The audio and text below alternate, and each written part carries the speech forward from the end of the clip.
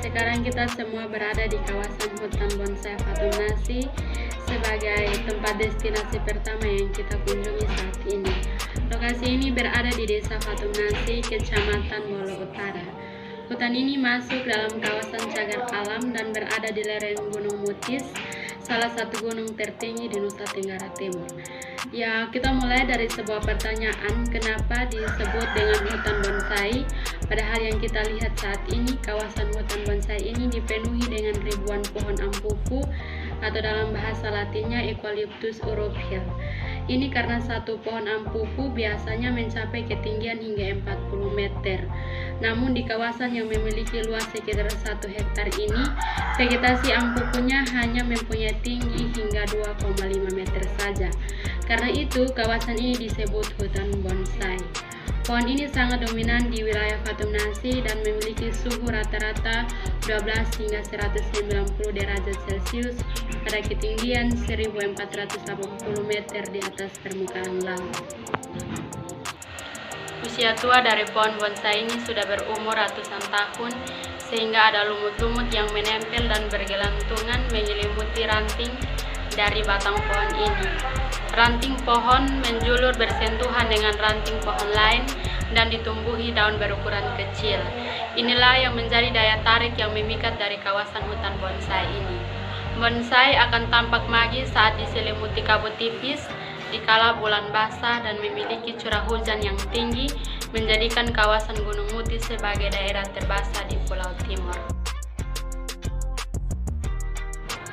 Kelembapan yang dihasilkan sebagai daerah terbasah di Pulau Timor telah menyebabkan spesies lumut jenggot atau dalam bahasa latinnya Usnea sp tumbuh subur pada bagian bonggol hingga batang tanaman ampupu di dalam hutan bonsai ini. Bulan basah mencapai 7 bulan dengan frekuensi hujan terjadi pada bulan November sampai Juli. Suhu di cagar alam dan hutan bonsai rata-rata berkisar dari 14 hingga 290 derajat Celcius dengan suhu terekstrim mencapai 90 derajat Celcius. Bisa dirasakan dinginnya seperti berada di negara yang bersalju. Pohon bonsainya sering juga dijadikan sebagai sebuah latar bagi mereka yang melakukan selfie maupun foto pre-wedding. Lokasi wisata ini sering disebut juga dengan nama Hutan Bonsai Fatum Nasi, Hutan Bonsai Alam Mutis. Kelestarian alam Gunung Mutis maupun alam yang ada di Fatum Nasi, khususnya kawasan hutan bonsai, tidak bisa dilepaskan dari peran suku Dawan, karena suku Dawan mempunyai sebuah tradisi positif tentang upaya pelestarian alam. Di sini juga banyak hewan peliharaan dari masyarakat berupa sapi dan kuda yang hidup berkeliaran di tempat ini. Yang mau mengambil gambar untuk menyimpannya sebagai sebuah momen silahkan, dan kita akan melanjutkan perjalanan kita ke tempat yang kedua, dan jarak dari hutan bonsai alam ini menuju Fatum Nasi sekitar 30 menit. Ya, sekarang kita berada di tempat destinasi yang kedua. Tempat wisata ini adalah Fatum Nasi. Fatum Nasi adalah sebuah bukit batu yang menjulang tinggi berbentuk seperti piramida. Di balik keindahan batu ini ada cerita sedihnya, di mana di tempat ini dulunya adalah tempat bekas tambang marmer yang sudah ditutup sejak belasan tahun lalu. Tebing batu kars besar dan menjulang yang terlihat sangat rata seperti dipotong mesin. Di sini memang ternyata bekas penambangan marmer. Setelah penambangan dihentikan, tinggallah sisa seperti kondisi yang kita lihat sekarang ini. Tempat ini jauh dari keramaian dan dipenuhi juga dengan pohon-pohon hijau yang tinggi-tinggi, angin yang kencang, suasana kabut pada musim dingin, hewan-hewan sapi dan kuda milik masyarakat menyempurnakan panorama alam di pegunungan Fatum Nasi. Kita akan snack dan istirahat di sebuah danau yang tidak jauh dari Fatum Nasi sebelum melanjutkan perjalanan kita ke kota Soe. Semuanya sambil snack dan istirahat, saya akan menceritakan keindahan dari danau ini. Danau yang luar biasa menawannya dikelilingi dengan pemandangan hutan dan pepohonan kasuari, rerumputan hijau, kawanan hewan sapi dan kuda. Di sekitaran padang merupakan kesempurnaan pemandangan alam yang begitu alami. Danau ini juga menjadi tempat rekreasi dan berpiknik bersama orang-orang terkasih, sambil duduk dan berdiri, selfie dan juga memancing ikan. Tidak terlupakan juga bahwa pemandangan Danau Fatunasus ini menjadi sasaran utama para pasangan yang ingin hunting foto prewedding. Kawasan ini tetap indah dan menawan karena juga adanya kepedulian masyarakat sekitar yang hangat dan ramah. Baik, semuanya jika sudah selesai snack dan cukup istirahatnya, maka sekarang kita akan melanjutkan perjalanan kita ke Kota Soe untuk makan siang di salah satu tempat makan di Kota Soe sebelum melanjutkan perjalanan kita ke Pantai Kolbano. Kita akan kembali melanjutkan perjalanan kita ke Pantai Kolbano dan jarak yang akan ditempuh sekitar kurang lebih 2 jam selama perjalanan.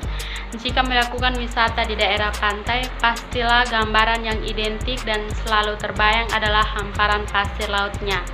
Namun hal ini tidak akan kita jumpa di pesisir Pantai Kolbano ini, dikarenakan di area wisata Pantai Kolbano ini, sejauh mata kita memandang, hanya akan ditemukan hamparan bebatuan licin dengan corak warnanya yang unik dan indah. Kerikil-kerikil indah inilah yang menjadi pengganti hamparan pasir pantai ini.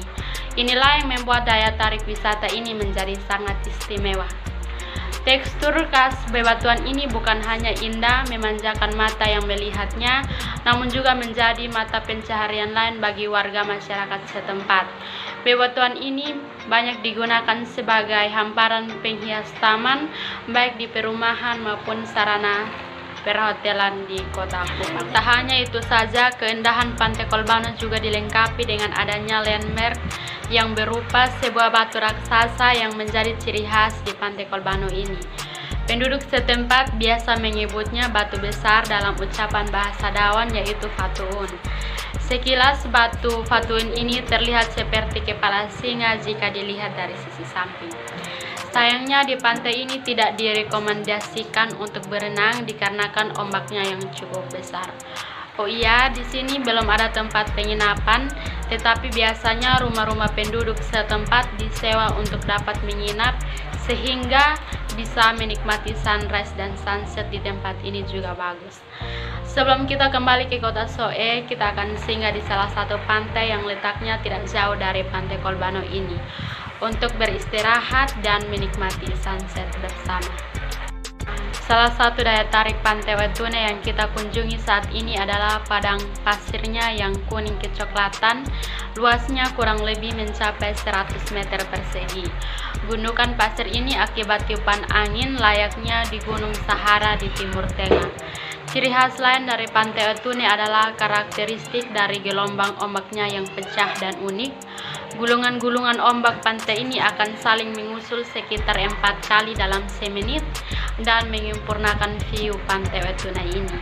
Di sepanjang batas pantai ini juga ditumbuhi pohon kasuari yang berjarak 6 hingga 8 meter dan diperkirakan berusia hingga puluhan tahun. Oh iya, anak-anak di sekitar lokasi juga akan menawarkan dan menjajakan bola lontar kepada para pengunjung di sekitar pantai.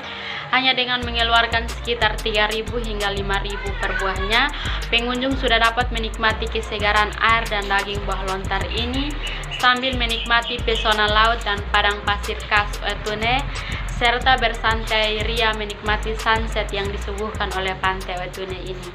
Kita akan kembali ke Kota Soe dan tur kita akan segera berakhir.